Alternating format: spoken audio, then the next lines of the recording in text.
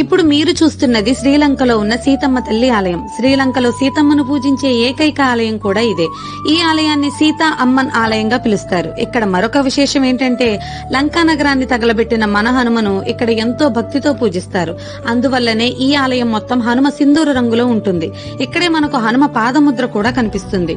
ఈ గుడి గురించి శ్రీలంక ప్రజలు చెప్పే కథ ఏంటంటే లంకారాజైన రావణుడు సీతమ్మను ఈ ప్రదేశంలోనే బందీని చేసి ఉంచాడని, ఆమె జీవించిన ఈ ప్రదేశం వారికి ఎంతో పవిత్రమైనదిగా చెప్తారు.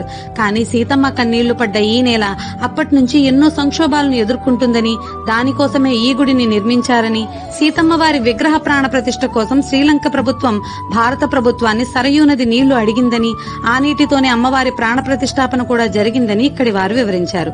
ఈ గుడిలో మనం ఎంతో ఆహ్లాదంగా ఉండే అశోక వాటికను కూడా చూడవచ్చు. ఈ నదిలోనే సీతమ్మ తల్లి ప్రతిరోజు స్నానం చేసేదని, కాబట్టి ఈ నీరు ఎంతో పవిత్రమైనదిగా ఇక్కడి వారు. Download ShareChat. ఇప్పుడు మీరు చూస్తున్నది శ్రీలంకలో ఉన్న సీతమ్మ తల్లి ఆలయం. శ్రీలంకలో సీతమ్మను పూజించే ఏకైక ఆలయం కూడా ఇదే. ఈ ఆలయాన్ని సీతా అమ్మన్ ఆలయంగా పిలుస్తారు. ఇక్కడ మరొక విశేషం ఏంటంటే లంకా నగరాన్ని తగలబెట్టిన మన హనుమను ఇక్కడ ఎంతో భక్తితో పూజిస్తారు.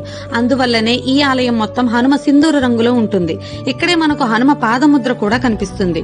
ఈ గుడి గురించి శ్రీలంక ప్రజలు చెప్పే కథ ఏంటంటే లంకారాజైన రావణుడు సీతమ్మను ఈ ప్రదేశంలోనే బందీని చేసి ఉంచాడని, ఆమె జీవించిన ఈ ప్రదేశం వారికి ఎంతో పవిత్రమైనదిగా చెప్తారు.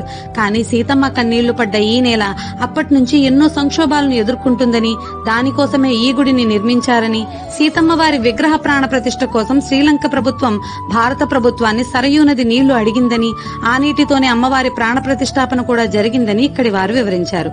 ఈ గుడిలో మనం ఎంతో ఆహ్లాదంగా ఉండే అశోక వాటికను కూడా చూడవచ్చు.